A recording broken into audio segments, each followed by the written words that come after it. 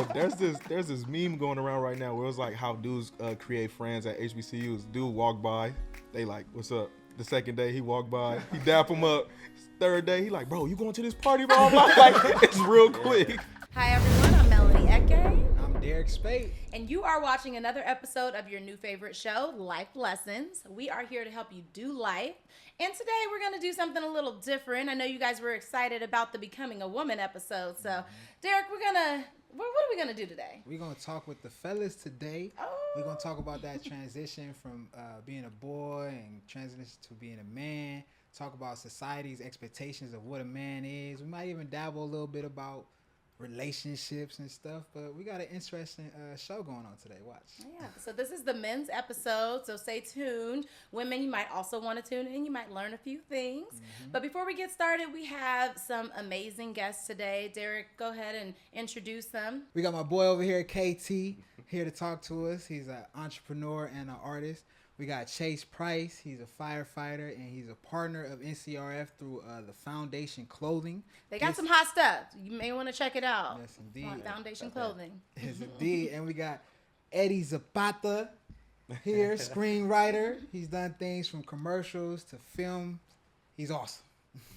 We really got an awesome group, and I'm really excited to dive in. And the role I'm playing here is I'm just here to just kind of listen and soak in what it really means to be a man, and hopefully, just listen and hopefully get us some insight here. But let's go ahead and get started. So let's talk about societal pressures, right? You know, I think that we talk a lot about gender roles. It's very popular today, and some people, are into it. Some people are not. But whether you are or not, there's still pressures that society puts on you or places on you or that you may feel are on you. And so, Chase, you want to start us off? Like, is there anything that you feel like is expected of you, or do you ever feel like you're not quite fitting some sort of mold? No, honestly, I just feel like the only pressure society puts on men is just that your value is tied to your success. Honestly, that's the only thing. So, but that's a big thing. It's a very big thing, and obviously that can make you possibly feel insecure if you don't, reach certain levels or make a certain amount of money, whatever it may be. But Right. I mean, I don't know. I personally don't feel You don't feel the pressure, at least now. I mean, I don't know if it was society or it was just my personal self pressure that I put on myself. But, I had an idea of like, what I wanted to do, like how successful I wanted to be and how much money I wanted to make at the time.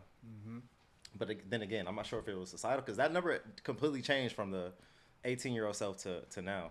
So you're saying even going into college, coming out of college, you kind of knew sure. the person you wanted to be. I had an idea. At least the person I wanted to be. Did anybody have a different experience going through college years? I would just say for me, it was more so like kind of in the same instance. It's like I didn't know exactly what I wanted to do or who I wanted to be. I just knew like I wanted to be somebody. I wanted to do something that was productive. And I think for me, when it comes to like the societal pressures, sometimes it is kind of hard to kind of fall into some of those things by kind of looking into what others may have. But ultimately, I think it was just like, no matter what I do, like I'm going to be my own person. I'm going to be my own man. Like, But you have to get that from somewhere, right?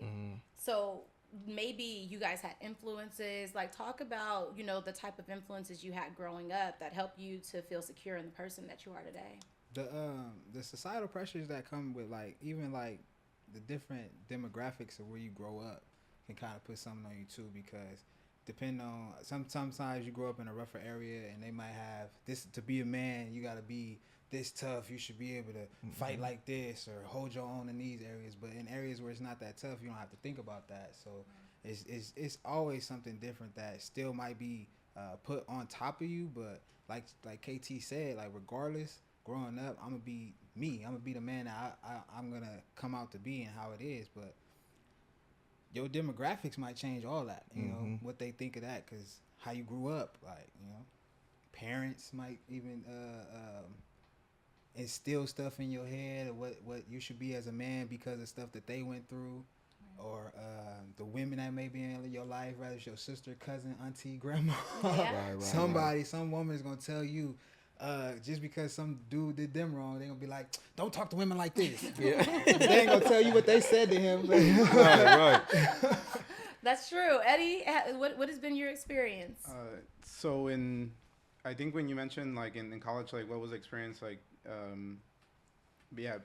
Basically, as a first gen too, I was the first to go to college. I had to kind of figure that out. Like what does that look like? I did have a good, strong, father influence in my life. So then that's where I kind of, I guess, picked up a lot of like what I like responsibilities, how I need to, try to be a leader. But when in college, it's a free for all because you come in contact with professors and their generation and how they become and how they landed where they're at. And I think and then the workplace too, there's another type of like leadership or a different type of man that you don't see at home. So I think I struggled a lot trying to make sure that like I could still make my dad proud, my family proud, but also adjust to like the college level and the work level, or like working in corporate too, like how are they dressing, or how am I did feel a little bit of pressure of like having to even the pickup style that they're using, then because I would go with my dad's style, Right. and so I would kind of like stick out a lot. So, but it takes years and it takes that experience, and you have to, but I think KT mentioned even like he knew who he was gonna be from the beginning, and I think in corporate world or college, like I still kept that, and I was making sure that like as I saw the next step or where I wanted to be, I still checked in with myself to make sure like, okay, like how can I do this to be my own, but still take all the generation and like experience that other people around me has been able to that I could like feed from. So that was Instead of overstuffing the package, just take what you need. Huh? Yeah, exactly. That was my plan. So I got a question too. It's still in the same vein of societal pressures and stuff like that. How did y'all feel, growing up, as far as like how people would pressure men about how they deal with or the battle with finances? Like, even thinking about like going to college and you just a 17, 18-year-old boy, and you everybody expecting you to have this, that, and the third. And it's like, bro, I'm 17. Like, I just left mom's house. You want me to pay what? How much? Right. What? Talk about it. Yeah, no, for sure. Like I said, I mean, typically, the idea is that the value is attached to your net worth or how much money you make, right? So, I mean, even now, like you see all the content that goes around. It's like basically you don't make X amount of money. I would never date what the lady said. I never date a bus driver, or whatever it may be. So That's crazy. It's And those are still even based on like limited stereotypes that we know of, because there are bus drivers who actually make good money if you've been there for long enough, and all of those different factors that people don't know about. Yeah, not only bus drivers, electricians, basically all the blue collar work. Like it's people making more than 6 figures. You know what I'm saying? So it's no shame in that. It's just not glamorous. Yeah. And typically, you're trying to portray some sort of lifestyle. Right. Especially if you're dating out here or whatever it may be. So, but yeah, it's definitely pressure to get to the bag. It's definitely pressure. I think that's the same thing. But like for me, it was like going to college was more so like I know I'm here for a reason. I'm here for education. And then it was like for me, I was wifed up in college, so I didn't really have to worry about too much of the those pressures of trying to impress like somebody else, because my mind was kind of already set.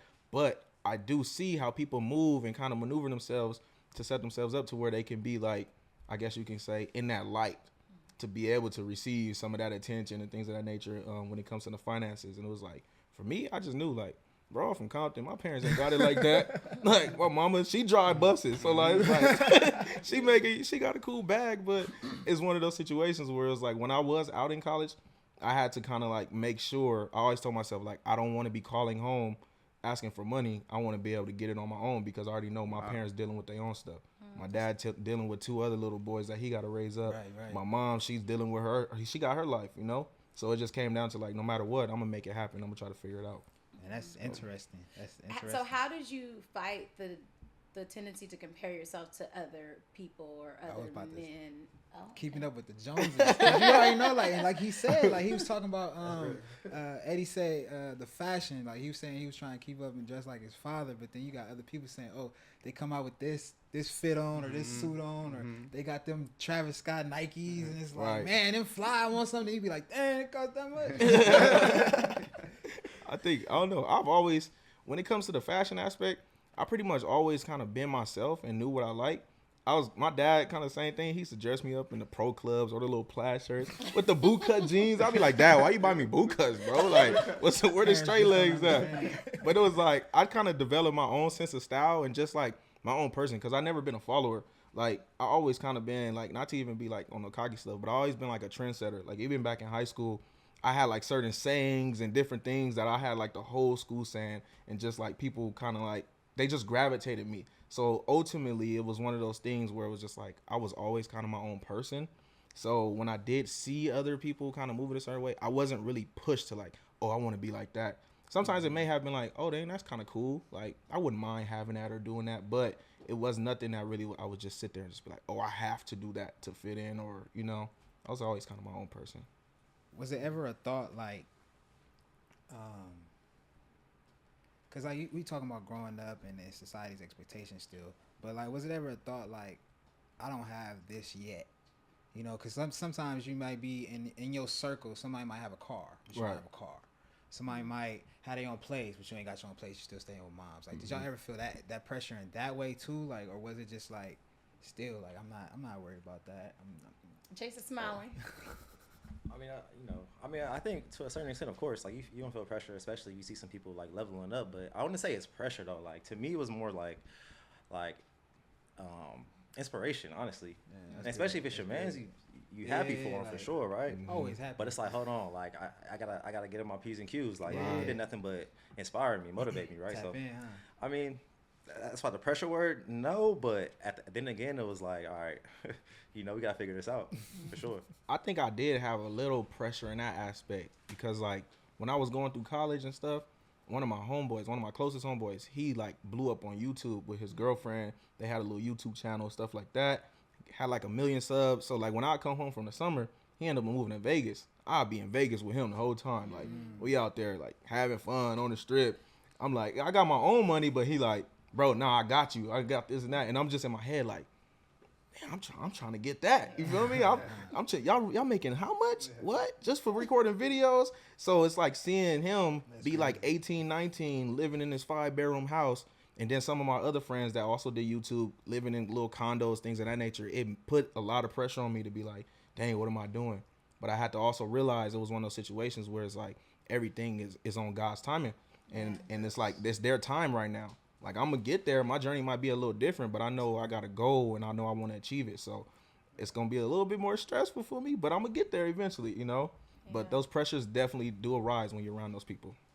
I think just speaking on that pressure of like, and what you said about God's timing, doing college, doing first gen and everything, like I knew the same thing like you. Like, I didn't want to like rely on my parents. Like, as a Latino community, like we were struggling already. So my thing too, like I think I know some of the subjects is going to be about like becoming a man, and like I think becoming a man goes to changing your mindset to like, how can I become a leader, and how can I anticipate things, so like all the material stuff and all the things that you could do and action wise, that comes with it. But first it's like, what kind of mindset do I have? And in college, when you said about like it's God's timing, I saw a lot of my friends that they were like using their like either like the loans or financial aid, like, yeah, I got all this, I got this, like new backpack, new shoes, like, or going out doing trips and stuff just like that. And I needed to stay focused, and like that's my mindset too. To like I looked at the long term, and I remember like one very tough time, like going to college, where I was eating like a couple noodles like the whole week, or like cereal, just like straight cereal and water, but I knew I was gonna make it somewhere, and the sacrifices like You know, my background is in television film production. I remember one time selling my digital camera so I could pay for my books so that I could get, you know, better grades or finish my semester off strong. And if it wasn't for that, I wouldn't have made it to get an internship, to be working at like Fox as an internship. And then they hooked me up with like free food, free workshops, and like all this stuff opened up for me. And then I became like, my friends that I was looking at, like, oh, you guys are having fun, being cool, doing all this stuff. I was getting invited to like, you know, Dodger games for free. I was doing all this like cool stuff that like, you know, it was only God's, you know, God's timing. God's timing is perfect. That's interesting. I wanna. We're gonna go to the next topic. I wanna go a little bit to where Chase was talking about, because you know I said about the pressures of other people having things. You say if that's your man's, you know what I'm saying, if that's your boy, right? So I just want to talk about, like, as men, do you guys struggle with like your friendship with other men? Like, was it hard for you to create bros? Because you know, some of us, I got a brother, but he didn't live with me, he didn't grow up with me like that, but we don't have brothers, we don't have other men in the household. So was it struggling for you to, you know, create that bond and actually be able to open up or something like that to another man? Open up. Emotionally. Open up. What? See, we're already talking about words. Open up. What's that? It was burning. It was burning in the inside. Hey, boy. when I said it too, I did stop. But how do men create friendships? You know, what does that look like? We just walk past each other at the gym a couple times and be like, "What's up?" Bro, there's this meme going around right now where it was like how dudes create friends at HBCUs. Dude walk by, they like, "What's up?" The second day he walked by, he dap him up. Third day he like, "Bro, you going to this party, bro?" Like, it's real quick. But like, I think honestly, like for me, I was never really like an open person to people. Like I didn't really let nobody in. I think it's just kind of come from my background of kind of just being like to myself, kind of speak when I'm being spoken to type of situation. But like when you get to know me, it's like I'm a funny dude. Like I'm crazy. So when I did kind of establish those friends, it just be like we just be locked in because I always seem like I find friends that do the same thing or have the same interests as me. So it's like ultimately it's not hard. It just comes down to me opening myself up. Pause. But yeah. See. I guess going back to those pressures, open up and men don't typically go in the same conversations. I mean, I just think that like opening up. I don't know how many times a year I'm just gonna be opening up about just things in general. I mean, that's even just, to your friends though. I mean, yeah, like I'm going through something, like, you know, we definitely have a conversation about it, or, you know, we definitely get around to it. But it's just like, I don't know.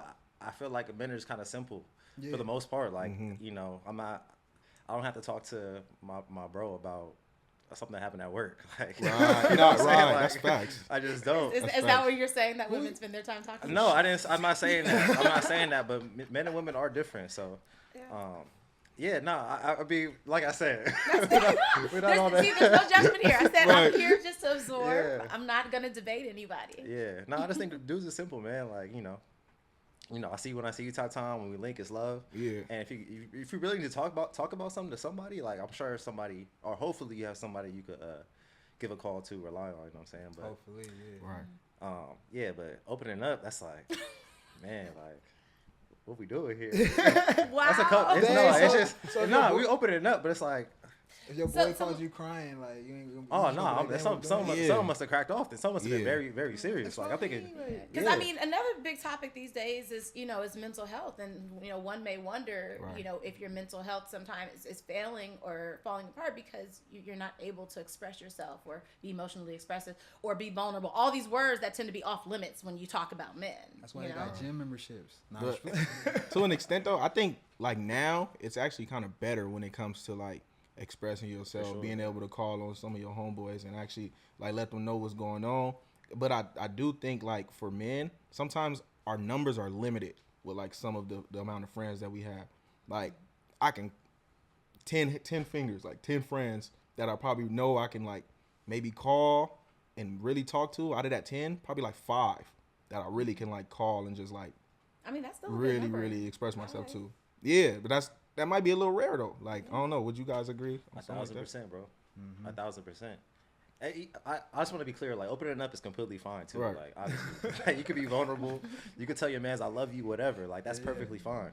But it's just different. Like the vulnerability is far and few between. Like it's not often that I'm in a space where I feel like I need to vent or, you know, need to a shoulder to lean on, honestly.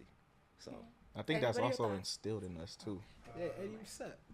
Yeah, okay. I think KT was right about, like, you know, these times are a little bit better to open up and talk because of social and everything. Like, there's more words that we could, you know, use, like, oh, I think, you know, like, you fall under this, or, you know.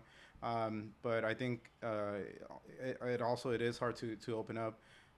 Something that for me lately that I didn't see before was, like, you know, the difference between, like, you know, you're hanging out with your friends and you could be doing, like, hours, like, you know, playing basketball or bowling or doing something with them, some activity hours.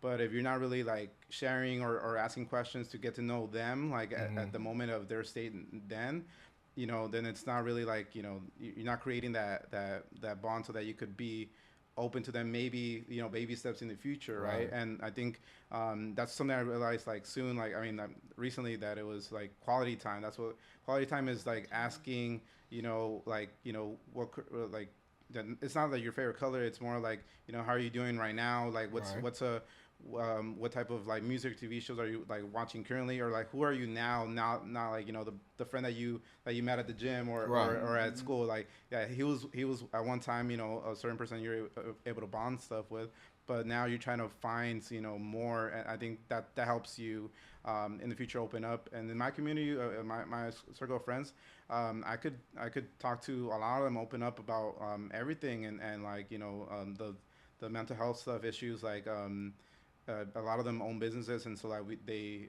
we've talked to each other about, like, things like, man, I don't know how I'm gonna do this, and, like, I'm really stressing, and I have kids, and like, big old pressures, and even just being there to hear it out. But, like, you know, I think that's what, like, you're able to establish first, like, quality time, or making sure, like, hey, like, asking those questions, like, even if it's not, even if your friend's not trying to open up, like, just, like, little check-ins that you're providing with, like, the right question, you know, and only, you know, like, what time or what type of question can you ease your way into, like, so he could open up, or you have that safety, like. Yeah, I think, like, as a man, like KT said, a lot of us, we, you know, it's speaking and being spoken to, you know, you don't typically extend yourself that much, but once you really see, like, somebody else is on the same page or trying to have the same mentality, it kind of just gravitate, and you start to talk about the same things. You start to, you know, and then eventually, you know, you might slip up and be like, man, Yeah.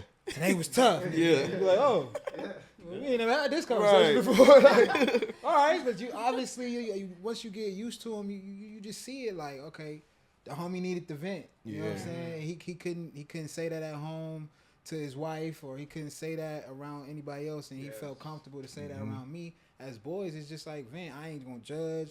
Probably ain't even gonna say nothing. Just probably gonna sit there and be like, all right, next set. Like, we still lifting weights. And I think what you're saying relates to what Eddie said about quality time, because I think if you create that space for that quality time, when it's time to vent, you'll feel more comfortable. Yeah. And so it's beautiful.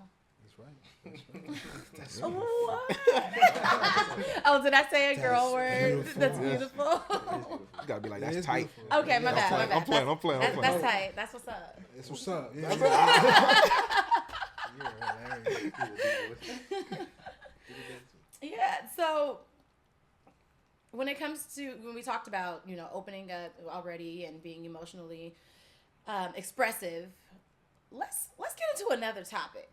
Let's get into another topic where, you know, emotions may come into play. I think you know where I'm headed with this one.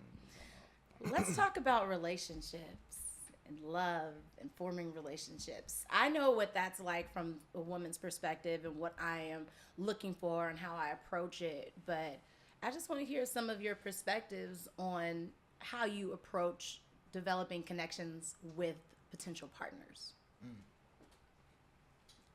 It's kind of, I guess I kind of got a cheat code in my situation, because like, Cold. So okay, so we have to say, so you're married. yeah. And you've been married. Yeah. You're married, yeah. So it's like, and I'm with the person that I basically like was really rocking with in high school. Like, me and my wife, we were best friends in high school and all that type of stuff. We didn't really make nothing official until like we graduated high school, and like we did our first semester in college at separate colleges and all that. And it was one of those, like, you know, we used to be like, oh yeah, we best friends, this and that. Like, yeah, we best friends, but it's still something there. Best friends. But we didn't like completely cross that bridge just because we didn't want to like mess nothing up. Right. Until we got to college and we like, what you doing? Oh, you going to a club? And we start acting like we together in a sense, and then it was just one of those situations where just like you my ride or die for real. Like, you know, you've been through them ups and downs. Like, we done got it out the mud together. So for me, that's why I say it's kind of a little cheat code because I didn't have to go through too much. And even before her, it was like I was just out here doing me. Like, I wasn't even trying to like lock none down. I was. So you take the friendship first approach, or yeah, you took, for sure. You took the friendship first approach. Yeah, for sure. Okay, so we got some single people over here. So I kind of want to hear what that's like. How do you approach the date? Yeah. So how do you approach? How do you approach the dating world? Like finding somebody that you may be interested in. Like what's your approach? What's your perspectives? Interesting. My approach to the dating world. I mean, honestly, I think it just starts with first you gotta be yourself. And also, I kind of take the reverse approach, honestly. And the reverse approach to me is you have to, I mean, you basically build yourself up to the best person you think you can be. Like, you basically try to self-master yourself. And then, you know, you would think you attract something that is in a similar wavelength or energy, whatever that may be. So that's my personal opinion. I mean, and then romantically, I mean, I feel like as a dude, you do have to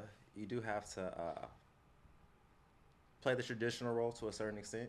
If that makes sense. Yeah. You know what I'm saying? Like, I know. But then that's the question, do you? Because there's a lot of talk these days about, you know, traditional and how that's not a thing anymore. And so where does all that come from? Interesting. So you're a woman. You are? No, I'm curious what you think, actually, because that's the question, you know? Right. And actually, to be honest, like I said, I'm not married, right? Mm-hmm. However, and also, too, if you look at a lot of the numbers, like, divorce is kind of crazy. Yeah. Less children are being made, like, less kids, right? So it's like, you know, we're probably doing something wrong, you know? Yeah. Maybe we are. I don't know. My point is that, what do you think, actually, host? A traditional role. Think? You know what's a traditional role? Do you prefer a traditional, or are you good with I know, right? I'm used to asking the questions, not answering them, but I'll answer it.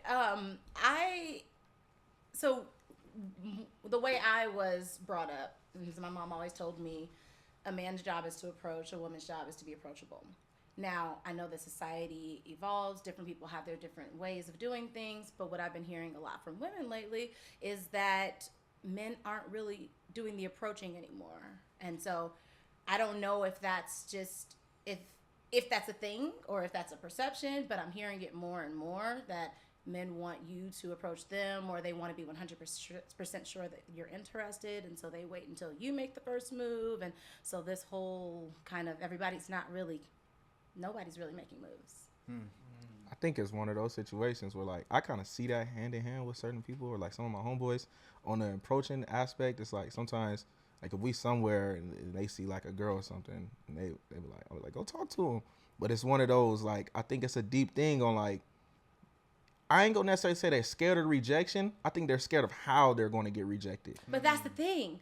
When we were coming up, men weren't scared of rejection, and men weren't scared of how they were going to be rejected. But it's because sometimes the women be disrespectful about it, though. Okay. Like, the women sometimes, they could be disrespectful about it. Like, if you really just don't have your confidence up there, it could be more than just a no. It'd be like, you're going to go approach the girl with her friends, right? Mm-hmm. That's already like, dang, you got to go approach them with the friends. So now, instantly, you just got to be like, hey, how you doing? My name is KT. Introduce yourself to everybody to kind of like break the ice. But then when you want to just specify and just talk to her, the friends may not walk away. So now you got to work the whole crowd, and it's a lot that goes into that. Whereas if I ain't gonna necessarily say like if the women come and approach the dude, because nowadays you do see that though. Like, women, they're a little bold now, you know. So it's one of those situations. But I just think ultimately, I think for the men, it's more so like, bro, we got to work the whole crowd. We can't just get you solo. It's crazy out here. I'm glad I'm married. Because it's crazy out here. You see every other day, you see a social media post about a woman telling you what she ain't gonna do. Like he said earlier, like she ain't gonna date him because he a bus driver. She don't want to go on a date because they going to what was it, Cheesecake Factory. Like, and those are anomalies too, for the record too. So you know, it's social media. It's social media, but that's what they could be. That's what they could be afraid of. Yeah. Like, you want to make the approach, but you don't want to be that dude that's the next meme or the next viral thing where she like, this boy just walked up to me talking about, look at him walking away. I just rejected him. Like dang, why you had to do that? And then the approach thing too. I mean, I kind of think about it like practically, and I mean, you could shoot probably 10 shots a day on Instagram. Yeah. Like I can kind of see why dudes is like, why would I waste my time? why would I waste my time? You're saying I'm just in the saying. real world, That there's makes just sense. less of a It's incentive, like, Yeah. because especially like in college, like when I was in college, if you seen a girl that you're attracted to or potentially just wanted to talk to, whatever, you might. I mean, I went to school with like 30,000 people, so you might never see her in like 3, 4 months. Nah, and that's that was like true. really before like social media was. I mean, not before, it was still popping, but it was just different time. that's bad. So it was really like, okay, hold on, like I gotta jump about, I gotta jump in my bag. You know what I'm saying? Real quick. so it's too easy now. No, I wouldn't say it's too easy because you gotta think the person you probably DM probably getting 10 other DMs too. I'm not okay for the record too. I'm out here DM. just for the. I just said practically. I can see why people would do that. However, just for the record, man, that's not my Chase bag. Price Person. is not sliding in the DMs. Nah. We No, got I it. mean, no, I'll slide in the DMs. I'll slide in the DMs, but I'm just saying, like, that's not. I'm not shooting 10. That's crazy. Like, That's crazy. That's 10 insanity. is insane. Yeah, like, bro. You shooting shots. numbers Them game. Hurry numbers, bro. But it is a numbers game, though. Sadly, I mean, And sadly the numbers though. tend to be in your favor than in the women's favor. What do you mean? yeah. Elaborate. Because it just feels like you said, like you're shooting in 10 DMs. Number one, because women are not shooting in 10 DMs just because of the nature of how things go. Men typically are the ones shooting the shot. I didn't say I was shooting 10. I'm just saying. Clarify. Chill. 10 is, that's wild. No, that's what people do. People for real do that. Like, I promise you. Dang. But yeah, no, I mean, I would view it as like exposure too, because I mean, y'all probably get approached much more than men do, right? So, I mean, you're technically probably choosing all the time between who and who, technically. Yeah, but you're choosing based on who chooses you. Yeah. So you're still limited to that That's pool, what he said. unless you're going to be the one. No, I'm saying he's saying that like you're probably getting hit on all the time, but so you're still the one choosing, but you're still limited to those who choose you. So that's still a smaller pool to start with. Are you open to the? I know you're fiance now, but I am are you fiancé. open to the Instagram DMs? Is that a thing for you? You know, I never really got into Instagram DMs, but I will say that I met my fiance on a dating app. So Oh, for real? it So, was okay. still digital. So technically digital it's dating the is a same thing. thing. Yeah, now. he slid in the DMs. A different Wow. type of DM, I It guess. goes down in the DMs. It was a direct message to you. Direct message to you. Eddie's got something to say. So, I think I agree a lot with the like social, because it creates like so many fronts, so that even when you do go out and do the bar and stuff, like you might have a good impression and you guys meet and stuff, but then like you guys see each other's Instagram and stuff, like, oh, I don't know if this was really what I was sold on, Right. meeting you or meeting this. Wow. Because That could be a thing. because That could be a thing. I can it see that. happens. It happens where like they might interpret your page or your writing or your stuff or your how you express yourself way different. On page because art can be interpreted so many ways. Right. The And then- advertisement is off. Huh? Yeah, no, but their ideologies, their beliefs and stuff, things that they pour. They pour so many things in that there's not a lot to uncover when you're when you do try to go on the dates and do that stuff. So there's Right. that, there's your social stuff, your social persona and the you and what actually matters inside. Right. But to touch on the dating apps, I think that's another reason too that we don't like socialize too much or like asking for dates and stuff in the real world, because of all those different elements. But you were asking like how are we approaching the dating world now as in this era of stuff, like and at least now like becoming, I guess, from getting experience, coming from an age of like, oh, we had a lot of stuff in common, so like I want to go out with you, right? But now I'm into the dating world, thinking about like their beliefs, their ideologies, their what do they hold value to, like of the traditional roles and stuff, and then do they have like their belief system, like are they Christian or how do they view these how do they how's their faith, right? So that's something that's important to me, so that when we pass all those, the dating or the honeymoon stage, or like when things are tough, like how are we gonna be able to find a common ground, or make it to for a long time. You were saying about like there was a lot of divorces, or a lot of like, to me that kind of clicked or changed for me once I started seeing like it's not just enough to like see what you have in common, or we same culture or background, or just interesting stuff that like fall into place, but you have to have like kind of search a little bit deeper to like in something goes down, like somebody loses their job, or something that we can't control, of a sickness, right. like what are the pillars that are gonna help me, or me help you and stuff.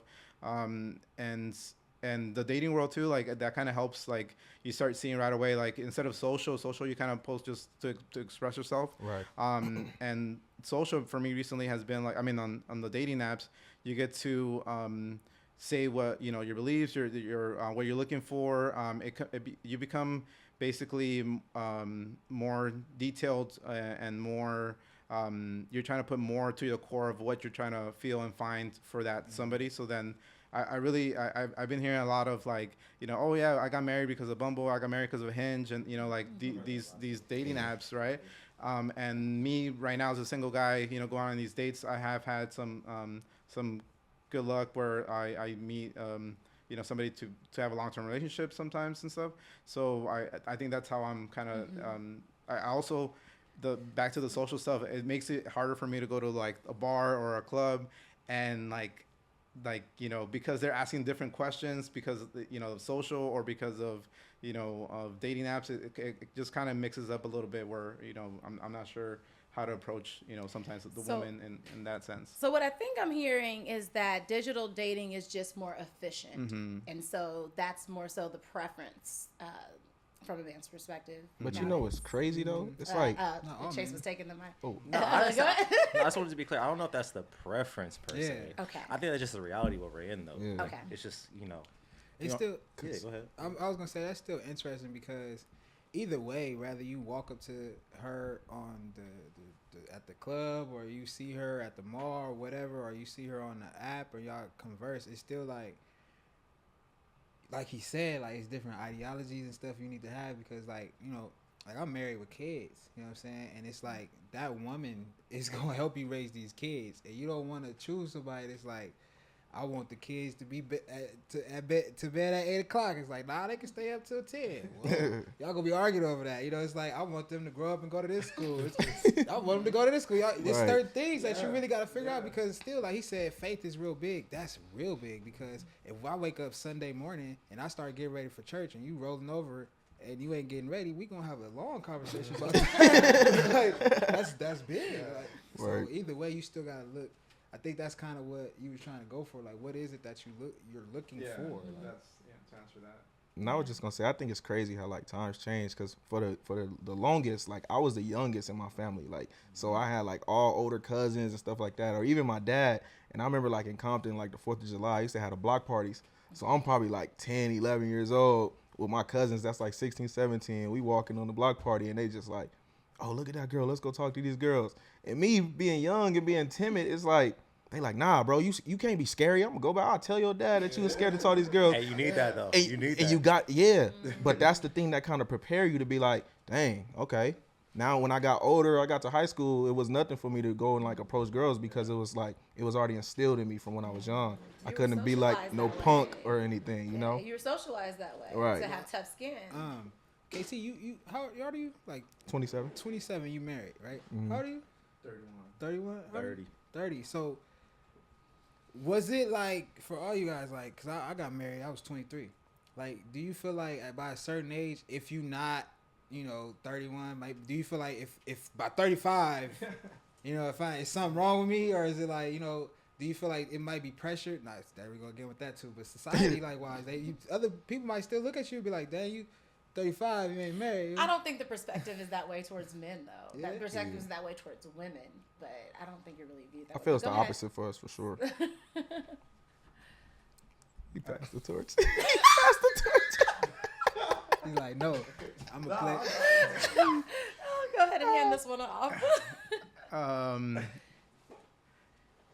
I You're think in there no is rush. It's okay. Yeah, I think there is a pressure for guys to, you know, in the sense of like, you know, being financially ready, doing all these like, you know, how far do we have to take this business or this career or this job so that I'm you know, open and yeah, like to try to like get married and stuff, right? At least for me, that's how I see the pressure first coming.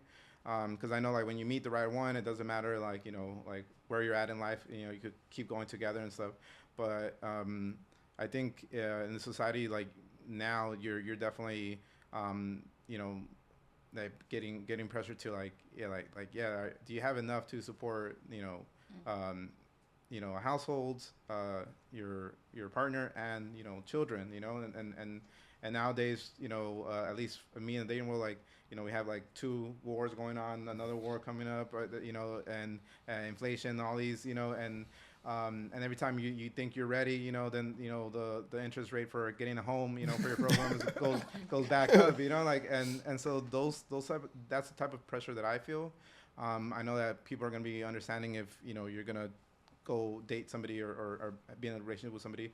There's it's God's timing. So once you know you meet the right one and if she and you are working together towards something, like, you know, I think that's fine. But just for me, just the society pressure of like, you know, how much is enough and where, you know, even for retirement nowadays, like people that are trying to retire, like when can I retire and is it, you know, is it enough to retire at a certain age? Like all those things factor in for me, like to like, you know, what can I do and what am I gonna be content with, or should I really keep pushing for more? Yeah, real world issues and challenges. Chase, did you have any thoughts? Yeah, sure. I would say this. I mean, I'm not sure if there's really much or if any pressure on men for like marriage by a certain age per se. You know what I'm saying? But you know, as a person that wants family though, wants kids, you know, I feel like you feel, it's not pressure though at all. It's not pressure. It's just, you know, you feel like I feel like when you get to a certain age and you feel more ready to do so, I think it's perspective changing. That's all. Yeah. So you just kind of move a little different, you know, and making sure that you put yourself in position to do so. Yeah. And do you, because you know you talked about like feeling like you had to have the finances to support a family and whatnot. I mean, are you more traditional in that sense to where you feel like you have to be the provider and okay, you're not like a. Just to be clear on that, you mean. You mean 100% as far as the provider? What does that mean? Like I don't know what that 100%. means. That's a very wide range. What does that really mean? Yeah, I think for me if I had to kind of lay down like what the traditional for me looks like is because again like you asked, like, I mean, you said like you have to know who you are and like core like your beliefs, like what's gonna, you know, like really either motivate you or push you. I've always had that in me since, like I said, like undergrad and my graduate school. I didn't take any loans. I didn't take any financial aid. That was all out of pocket. Like that was me. That was me working. That I don't like. I don't want to be. I've never, you know, I've never taken unemployment. You know, like those type of things are there. Yes, right, but that's not my character, and that's just like not how I work, right? It'll bug me, or it'll like yes, I could do it, you know, worst case scenario, like I'm adaptable, but when it comes to that sense of like, you know, getting married, I do want to be, you know, for me to feel myself is to make sure that I'm the breadwinner, or at least could handle it all by myself, so that I could feel me in the best that I can in that relationship for that person. So if that person wants to work and all that stuff, that's totally fine too. If she wants to be a stay-at-home mom, that's totally fine with me too. So my ideology there is, you know, is fine. But yeah, I think the best me version is that I just know that I'm comfortable like wanting to push myself every day to try to make sure that I'm the one that's taking care of if everything goes down, and I'm always trying to like, okay, like, you know, how much saving do I need if I get sick or this happens or this car, or 2 or 3 steps ahead. And that's just how I function. So I can't like put it on somebody like, hey, like we're gonna go half first, or we're gonna do, you know, like it just doesn't cross my mind. But I think the most important thing and what it really comes down to is becoming a man or even becoming a woman is having the ability to choose how you want to envision your life, right? And if you want to join your life with someone, not being restricted to, oh, it's great that you want to be the breadwinner. But there are men who are happy being stay-at-home dads, you know, like, and it's true. And I think it should be okay, you know, for people to just be able to choose. And like when you're talking about at your core and being who you are and knowing who you are, I think that's what it is. Once you are at the core and know who you are, you can stand confident in, hey, I meet somebody and our visions align, our values align, because you may meet somebody that has similar values and then with you, even if it's something that may seem non-traditional. If you guys share those values, that's your relationship. Yeah. So Mel, how you feel about the stay-home dads? How you personally feel? That's crazy. What's your personal opinion? Daddy. I'm just really curious. Curious. I just feel, is it a preference that I want for my life? No, but I'm saying that there are people who may desire that, and I think that there are women who will be totally okay with that. And the goal is to find somebody that matches your desires and matches your values and your beliefs, and that's okay. In a world where, according to the internet, where a bus driver can't even get a date with somebody, I don't know if they want no stay-at-home dads. Oh, Okay, dude. but I mean, like, so for example, like I have a friend who who's a really high earner, right? And so her thing is, you know, I'm not really dating, you know, for money. I'm not dating for somebody to take care of me. You know, I'm just dating to find a good person. Right. You know, and if it is that I have to be the breadwinner because I understand that I'm already a high earner in comparison to a lot of women that, you know, men are going to be meeting, I'm okay with being that person, and that's a little bit different of a family setup, you know. See, that's a great perspective though, because you kind of hear the norm, like let's think about sometimes when we hear like within the music or something like that, right? We'll hear like these celebrities talking about dating these women. A lot of times, as we sometimes say, like these women lucked up. They could be in a club and they could meet a Chris Brown or something like that and be good off their looks, and they could take them from here to up there. But if it's vice versa, where it's the woman that's up there, like you got a Nia Long or somebody like that, she ain't finna go and look at KT in the club and be like, yeah, come here, let me like what? Like, you know, it's a big drop off in a situation where I'm not saying that it can't happen, because I mean, you know, everyone's different, but I just think that's not a norm in a sense. No. But is that just kind of also? I mean, and like I said, I'm not going to debate, so I'm not going to debate. No, go ahead, do your thing. Yeah. She is ready. She's gonna go. She is ready. No, but I really, as just a little bit of a tangent, and then because we do need to start wrapping up, the 2023 dictionary word, Webster's word was authenticity, right? And I just hope that, you know, as a society, we can get to a point where if we are making decisions, whatever those decisions we make them in a way that's really true to our core and to our values, and not because we feel like that's what we're supposed to do, or we feel like this is what society expects of us, or even social media. And that's the thing, is that we see all these things in social media, but that's not even like the majority of the people. That's true. That's not the majority of the world at the end of the day. Like there's so many people, normal everyday people, who have so many different love setups, friendship setups, dating setups, and like there's so much variety in society, but like we only view it through the lens of what we're seeing on these screens. And I just hope that we can all just start saying, like, this is what I want for my life, whether it's conventional or not. So that's all. That's facts. I agree. You preaching. But on that note, Rather it's conventional or not.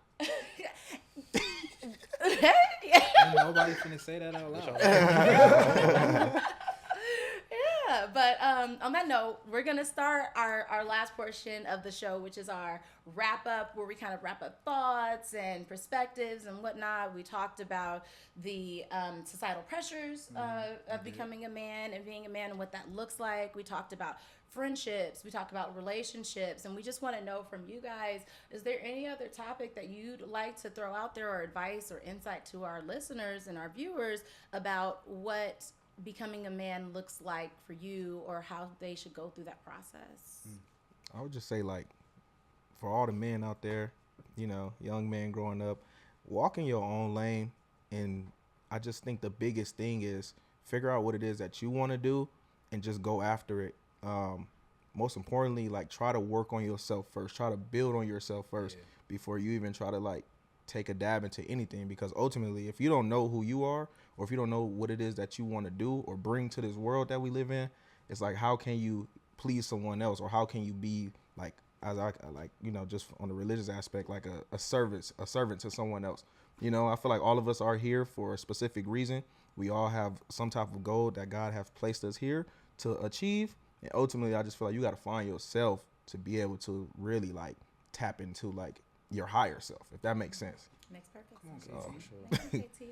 Yeah, I guess to add to that too, you know, I just feel like it never ends. Like, you know, say you reach a certain level, say you get married, but that doesn't mean like the work in your relationship stops, or you reach a Right. certain level of bread or success in the career. I guarantee you, it's gonna be more work, Yeah. more energy to it. So, I mean, it just never ends, and just realize that, you know, if it doesn't happen in 5 years, 10 years, it doesn't mean it's not gonna happen. And it's truly just a marathon, man. Shout out to Nip, but it's For it's real. truly a marathon. Yeah. So you just gotta run your race.